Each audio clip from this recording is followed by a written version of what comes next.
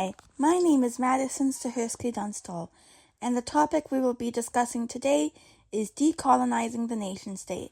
The main question being is if that is even possible. We will be using Mahmoud Mamdani's on his article in The Nation called The Idea of the Nation-State is Synonymous with Genocide, released on January 9th, 2024. Sansosh S.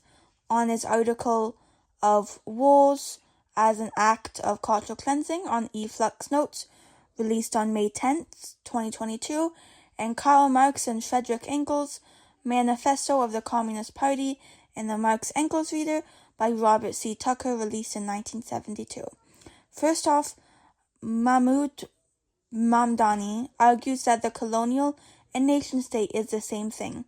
They both began in the 15th century with the European genocide of the indigenous peoples of the Americas and the expulsion of Jews and Muslims from Iberia by the Castilian monarchy. These two acts produced a blueprint for future colonial conquests and the idea of creating an ethnically homogeneous state which can only be created through severe acts of political violence. He believes when one community believes they deserve a state of their own, where they do not want shared sovereignty, but can be okay with political subordination, ethnic cleansing becomes possible as sovereignty and tolerance is very different. He also criticizes John Locke's solution in his letter concerning toleration, as he assumes every minority has a state somewhere else, which is not true. Mamdani also criticizes the human rights paradigm as it focuses on perpetrators of political violence instead of focusing on the structures that enable this violence to happen. Mamdani's history also impacts his understanding of the world, as his family originated from India on his mother's side in the 19th century and father's side in the early 20th century on the coast of Africa. They moved from Tanzania to Uganda in the 1950s. He and some 80,000 Ugandans of Indian origin were expelled in 1972, but in the prior decade, he studied in the U.S., participating in the Civil Rights Campaign, and went back as a Pan-African nationalist in 1972, and was kicked out later in the same year as an Asian. One thing he has found is that there was only a settler, native, a binary, with no immigrants in that idea. He compares this to an Indian immigrant not carrying a gun but making a positive relationship with their neighbors, but the white settler always had a gun, and that is how he feels safe. His idea of homeland is quite different, as you can have several, and the homeland doesn't have to be exclusive, like how some nation-states are created on exclusion. Before modernity, people lived in diversity, but the modern project was to create separate ethnic homelands. Now on to Sansosh S.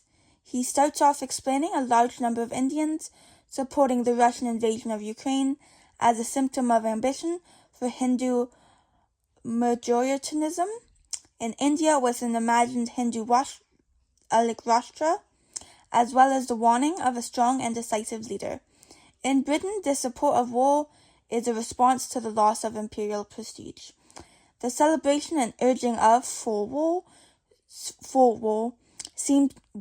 seems to be at the core of national identity. A perfect nation is often a dream of a monocultural nation. Even the world of collateral damage in war is not as innocent as it seems. War is often fueled by a repulsion towards difference, and not just a want to occupy and conquer. Wars also have an act of cultural cleansing by destroying certain monuments that show cultural diversity or knowledge. Marx and Engels view the beginning of nation-states due to bourgeoisie need for political centralization, due to it centralizing the means of production and bringing people more into cities and not scattered about in rural areas.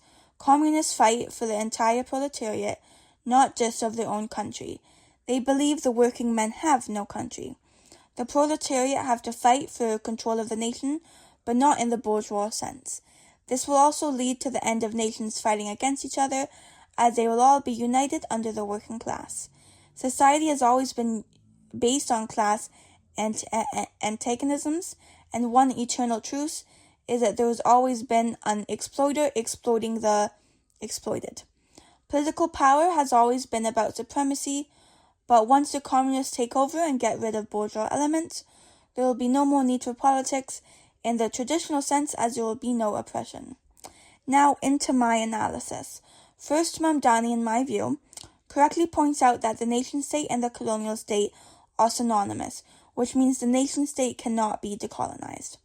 I also include Sansosh because they also see war as cultural cleansing and explains deeper how war is used for the benefit of a mono-ethnic state.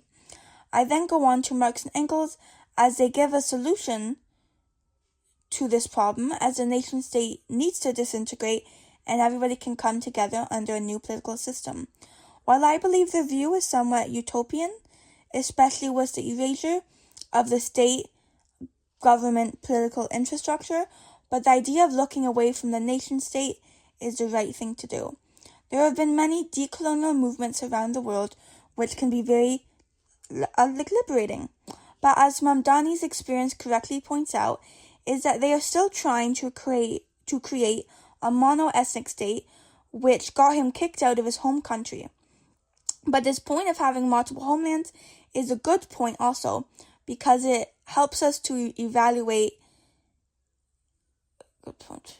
It's a good point to evaluate as it helps us be more diverse and not focus on only one homeland, which then turns into a nation state, which means excluding others based on their idea of unifying a nation together. Sansosh also points to a former colonized country who still supports invasion into other lands and who has an idea of a mono-religious state, that is India. This shows how a country has never truly decolonized, as there is always another, and government leaders speak of unifying people together, often under religion, race, or ethnic ties. Thank you for listening to my podcast on if the nation state can be decolonized, and I hope you learned something new or new way of thinking about a topic you never thought of asking before. Bye-bye.